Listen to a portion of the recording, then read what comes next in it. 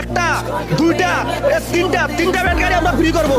আজকে চট্টগ্রাম প্রচুর পরিমাণ পানিতে গলি সব ডুবে রয়েছে, তাই এখানে কোনো গাড়ি চলতেছে না, শুধু একমাত্র মানুষের যাতায়াতের ব্যবস্থা ভ্যান গাড়ি। এই গাড়ি কি আপনাদের? জি জি জি।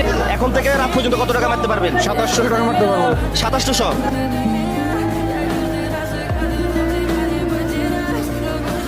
আমরা যে তিনটা ভ্যান গাড়ি ফ্রি করতেছি, এখানে শুধুমাত্র গার্মেন্টস শ্রমিক উঠবে। যারা মহিলা আছে তারা, পুরুষ যারা আছে তারা পানি দিয়ে কষ্ট যাইতে পারবে, মহিলারা যাইতে পারবে না, ঠিক আছে? হ্যাঁ ঠিক আছে।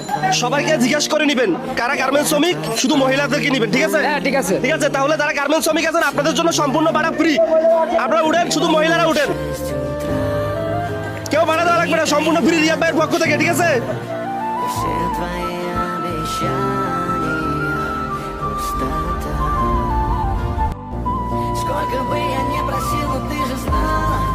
কয়টি দিচ্ছেন? অ্যাক্টিভ দিছি বাতা। অ্যাক্টিভ দিচ্ছেন ভাই, অ্যাক্টিভ দিচ্ছেন না আপনারা? অ্যাক্টিভ। এই যে এত পানির ভিতরে যারা গার্মেন্টস শ্রমিক আছে তাদেরকে যে আমরা ভ্যান গাড়ি দিয়ে টানতেছি, এটা কি ভালো না খারাপ? অনেক ভালো হইতেছে, অনেক ভালো। যারা গার্মেন্টস শ্রমিক আছে মেয়েরা কি এখানে 150 টাকা দিয়ে যাইতে পারবে?